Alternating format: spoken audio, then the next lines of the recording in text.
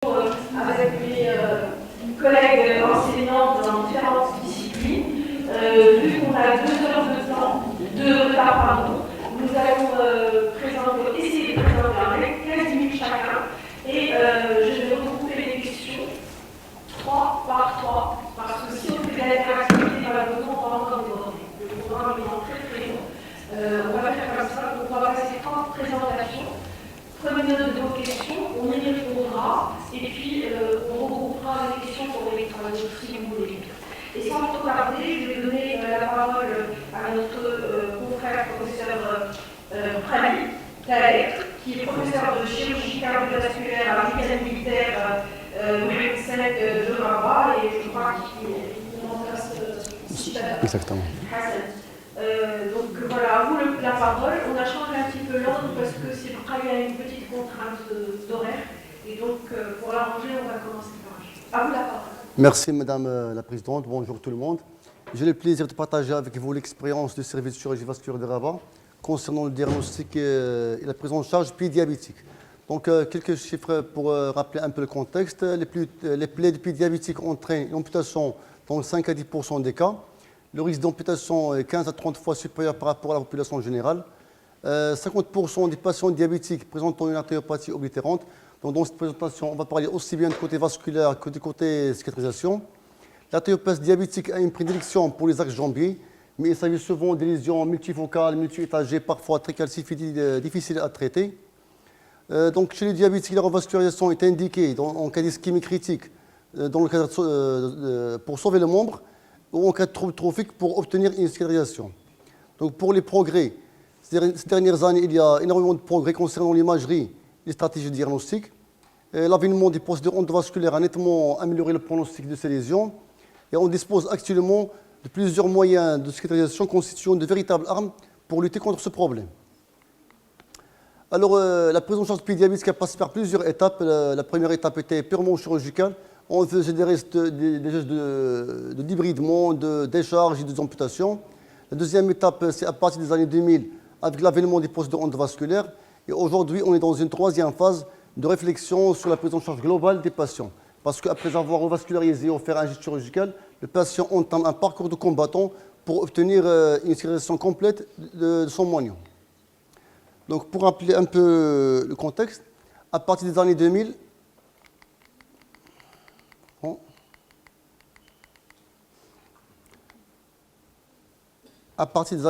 l'avènement des procédures endovasculaires, on note qu'il y a une nette augmentation des procédures endovasculaires avec une diminution nette et manifeste de la courbe des vestes chirurgicales classiques sur tous les pontages distaux. Exactement ce qu'il y a dans l'étude américaine de 2009, on remarque qu'il y a une coïncidence entre une augmentation de la courbe des procédures endovasculaires avec inflexion de deux courbes. La première, c'est le nombre des pontages distaux, et la deuxième, c'est le nombre des amputations majeures. De la même manière, il y a une augmentation des procédures endovasculaires avec une diminution de la courbe des gestes chirurgicaux classiques, surtout les pontages distaux. Et on remarque que l'activité endovasculaire chez les pédiabétiques, elle représente 50%. Par exemple, avant l'avènement des procédures endovasculaires, chez les 400 patients diabétiques qui ont bénéficié d'angioplastie des axes jambiers, elle allait bénéficier directement d'une amputation ou d'un pontage distal. Donc le trépied classique du pédiabétique, c'est l'intégration de 3 facteurs constituant souvent un seul brique, c'est une neuropathie sensitive et motrice, entraînant des traumatismes, des malperforants plantaires, favorisant les infections, et l'artériopathie qui est souvent là, qu'il faut chercher et traiter. Pour les troubles trophiques, pouvant aller de la simple malperforant plantaire avec une collection purulente autour, ou un ulcère de la face dorsale du pied avec des signes de souffrance ischémique autour, une nécrose sèche d'un orteil. Les lésions sont parfois étendues, ne permettant pas un traitement conservateur engageant le pronostic fonctionnel, voire même le pronostic vital du patient. Pour la prise en charge médicale, le contrôle de la glycémie est obligatoire. Le contrôle de l'infection par une antibiothérapie par voie injectable, bien sûr dirigée par les prélèvements bactériologiques, la décharge du pied, la revascularisation chaque fois qu'il y a une lésion sténosante ou occlusive d'un axe artériel, les soins locaux. On dispose actuellement d'un panel important de pansements adaptés à chaque type de plaie, l'oxygénothérapie hyperbare et une nouvelle avancée dont on va parler de facteurs de croissance épidermique. Alors pour le traitement médical, mon ami professeur Rahali a bien précisé l'intérêt du traitement médical et la place chez le diabétique. Un traitement anti-agrégant plaquettaire, voire même double anti-agrégation, surtout chez les patients ayant bénéficié d'angioplastie plus stent et chez les patients pour les artériels, une statine, un traitement anti-hypertenseur. Et bien sûr, chez les patients, en cas de diabète ischémique, il faut faire un bilan cardiovasculaire global à la recherche d'auto-localisation dans la maladie athéromatoseuse, surtout coronarienne et carotidienne. Il s'agit souvent de patients qu'on reçoit en consultation aux urgences avec des troubles trophiques. Donc, devant ces patients, dans un premier lieu, il faut faire un examen clinique minutieux, il faut faire un état des lieux pour préciser l'extension et la profondeur des lésions, chercher un contact osseux ou une ouverture articulaire qui sont des signes de mauvais pronostic. La radiographie du pied est demandée systématiquement à la rachidostéite. Biologiquement, il faut s'intéresser surtout à la CRP, puisque les périodes de costose et la fièvre peuvent faire défaut, parce qu'il s'agit souvent de patients qui ont fait le tour des médecins qui ont pris un ou plusieurs antibiotiques. Les prélèvements bactériologiques obligatoires, soit par un simple écouvillonnage, si écoulement purulent, sinon parfois on est ramené à faire des biopsies osseuses ou tissulaires si les lésions sont profondes. Alors, après avoir évalué l'urgence du trouble trophique, il faut confirmer la participation artérielle à la recherche d'évolution des peaux. Il faut préciser les signes sémiologiques de douleur d'origine vasculaire et la démêler à d'autres types de douleurs, surtout les douleurs neuropathiques qui est très fréquente chez les personnes diabétiques. Chercher les signes locaux en faveur des lésions artérielles, surtout une peau atrophique, érythrodéclivité, foradose distale et un aspect nécrotique. L'échodoppler artériel, c'est un examen qui est rapide, anodin, qui peut être par plusieurs intervenants. Il permet de faire une première cartographie artérielle et surtout les mesures des IPS, l'indice de pression systolique. C'est un signe ou c'est un témoin objectif de la présence de lésions vasculaires. Quand il est inférieur à 0,9, quand il est inférieur à 0,5, il est témoin d'une ischémie critique qui est une urgence chirurgicale vasculaire. Là, c'est une classification de l'Université de Texas. C'est une classification surtout d'ordre de pronostic, permettant de classer les lésions en grade allant de la superficie à la profondeur et en stade de stade A à stade D. Stade A où il n'y a pas d'ischémie et d'infection. Stade B où il n'y a pas d'ischémie mais il y a de l'infection. Stade C où il y a l'ischémie et il n'y a pas d'infection. Et stade D où il y a l'ischémie et il y a l'infection. Et on déduit, plus qu'on avance en grade et en stade, plus le risque d'amputation est important et plus le pronostic est mauvais. Alors, quand on doit revasculariser, les guidelines de 2016 du groupe international travail sur le pied diabétique a bien précisé les indications de revascularisation. Alors, on doit revasculariser quand la pression de la cheville est inférieure à 50 mm de mercure, la pression au niveau du gros orteil inférieure à 30 mm de mercure, la pression transcutanée en oxygène inférieure à 25 mm de mercure, quand il y a un retard de vascularisation au bout de 4 à 6 semaines. Autre facteur orientant vers la revascularisation, c'est la présence de douleur au repos, qui est un signe de souffrance tissulaire, la présence d'œdème qui entretient et aggrave l'ischémie, et les troubles trophiques sont étendus. Alors, pour les examens complémentaires, l'angioscanner, c'est le gold standard, c'est l'examen de référence. C'est un examen qui est performant, il permet d'avoir une cartographie artérielle précise, mais quand même, il présente certaines limites. C'est que l'artériographie est parfois parasitée par les calcifications. Dans l'angioscanner, il est parasité par les calcifications. Il demande de grandes quantités de produits de contraste. Alors, on parle de patients diabétiques où la fonction rénale n'est pas toujours bonne. Et surtout, il ne permet pas de bien visualiser les axes jambiers, qui est la localisation la plus fréquente chez les personnes diabétiques. Par contre, l'artériographie, c'est un examen qui est relativement invasif par rapport à l'angioscanner. C'est un examen qui se fait sur anesthésie locale avec une seule ponction d'artère fémorale commune. Il permet un geste diagnostique et thérapeutique en même temps. On peut faire une cartographie artérielle et dilatée en même temps. Et il ne demande pas de grande quantité de produits de contraste. Et actuellement, on dispose d'injecteurs automatiques de CO2 chez les patients présentant une insuffisance rénale ou chez les patients qui présentent allergie à l'iode. Là, c'est une artériographie de membre inférieur par l'injection de produits de contraste iodés. Et là, c'est l'artériographie par l'injection de CO2. On a pratiquement les mêmes images et la même cartographie. Alors, pour la prise en charge chirurgicale, le but, c'est de revasculariser les axes jambiers. Chirurgicalement, on le fait par des pondages distaux. C'est l'une des procédures les plus complexes en chirurgie vasculaire. comportant une mortalité plus élevée par rapport aux personnes non diabétiques. Aujourd'hui, on ne fait les pontages distaux qu'en cas d'impossibilité au déchet de traitement endovasculaire. Alors, les limites de cette intervention, c'est la qualité du lait artériel d'aval. On ne peut pas faire un pontage distal sur une artère qui est très calcifiée. Les facteurs de risque du patient, parce que c'est un geste qui dure 3 à 4 heures.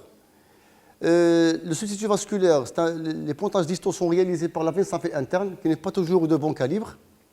L'état cutané distal, parfois il y a des lésions nécrotiques infectées en regard des abords qu'on va réaliser. Et bien sûr, l'expertise du chirurgien. Voilà, pour les pontages distaux, peut être réalisé sur n'importe quel axe jambier, voire même l'artère tibiale postérieure rétromalléolaire quand la veine symphytique interne est suffisamment longue. C'est un geste qui est quand même délabrant, avec plusieurs incisions pour faire prélèvement de la veine symphytique interne et qui comporte plusieurs complications. Si ce n'est pas d'ordre général, c'est d'ordre local. Aujourd'hui, on est plus sur l'option endovasculaire chez les patients diabétiques. C'est une technique moins invasive. Les résultats à moyen terme sont satisfaisants. On peut réintervenir chez un patient chez qui on a dilaté une artère, on peut revenir et dilater une deuxième et une troisième artère. Le taux de sauvetage de membre est estimé à 80% à 1 à 3 ans, avec une bonne perméabilité primaire et secondaire. Mais notre objectif, ce n'est pas le résultat à moyen et à long terme, mais c'est de cicatriser le trouble trophique. Par exemple, chez un patient qu'on a dilaté et qui a cicatrisé ce trouble trophique, après on le revoit avec une rosténose, une thrombose, on ne réintervient pas. Le but, c'est la cicatrisation du trouble trophique et non pas le résultat à moyen et à long terme. Alors, l'une des règles de survascularisation, c'est la théorie des angiosomes. Comme vous le savez, au niveau de la jambe, il y a 3 axes jambiers, l'artère tibiale antérieure, l'artère tibiale postérieure et l'artère péronnière. Chaque artère vascularise un territoire bien précis. Donc, le siège de la lésion nous oriente vers l'artère qu'on doit revasculariser pour permettre un meilleur taux de sauvetage du membre. Là, c'est une antéographie sélective du membre inférieur montrant plusieurs des sténoses multiples et étagées au niveau de l'artère tibiale postérieure, avec une occlusion au niveau du tiers inférieur, de la même manière au niveau de l'artère péronnière et une occlusion de l'artère tibiale antérieure. Donc, on a pu dilater l'artère tibiale postérieure jusqu'au rétromalléolaire, ainsi que l'artère péronnière et l'artère tibiale antérieure. Là, c'est une antéographie avec une occlusion de l'artère poplitée interarticulaire et une reprise faible au niveau de l'artère tibiale postérieure rétromalléolaire. Donc, on a pu recanaliser toute la lésion jusqu'à l'arche plantaire. Alors, la prise en charge trophique infectée. Pendant des décennies, on faisait des gestes de parage, des amputations et des charges, mais en considérant le reste comme des soins infirmiers. Actuellement, on est dans une logique d'accompagner le malade jusqu'à cicatriser ce trouble trophique. Donc, on va passer rapidement au pansement qu'on réalise. On dispose actuellement d'un panel important de pansement adapté à chaque type de plaie. Pour les plaies sèches, il faut appliquer les hydrocolloïdes. Pour les plaies exudatives, il faut appliquer les agents de calcium. Et pour les plaies odorantes, il faut appliquer les sels d'argent. Donc, on va passer rapidement, si vous permettez, aux facteurs de croissance épidermique. Actuellement, on dispose de Liberprot, c'est un facteur de croissance épidermique. C'est un produit médicamenteux cubain permettant d'accélérer la durée, l'étude phare pour ce produit, montrant que dans le groupe qui a bénéficié de la chirurgie avec injection de Liberprot, le taux de cicatrisation ainsi que le taux de récidive est 2 à 3 fois moins par rapport au groupe qui n'a bénéficié que d'un traitement chirurgical seul. Donc, je vais passer rapidement pour vous montrer quelques exemples de malades chez qui on a réalisé la suramputation de l'arrière-pied après 6 semaines d'appliquer des hydrocolloïdes et l'injection de facteurs de croissance. Là, c'est une lésion nécrotique au niveau du gros orteil après un débridement chirurgical et l'injection de facteurs de croissance après 5 semaines de traitement. Là, c'est une grosse lésion talonnière après une nécrosectomie chirurgicale et l'injection de facteurs de croissance après 8 semaines de traitement. Là, c'est un ulcère rétromalléolaire interne après un débridement chirurgical après 5 semaines de traitement. Alors, pour conclure, la prise en charge du diabétique globale doit être organisée sur tous les volets, médical et chirurgical. Les techniques endovasculaires ont bouleversé le pronostic de ces lésions. On dispose de plusieurs moyens de cicatrisation, les pansements actifs et les facteurs de croissance, constituant de véritables armes contre ces plaies. Il faut définir le protocole de soins et la création d'unités dédiées et pluridisciplinaires pour lutter contre ce problème. Je vous remercie. Merci pour votre avis, d'avoir respecté le temps. Alors, exceptionnellement, je vais prendre une ou deux questions avant de démarrer le travail, parce qu'il va nous expliquer, n'est-ce pas? Oui, Donc, si vous avez une ou deux questions, sur la partie chirurgicale, sur la partie médicale, merci beaucoup.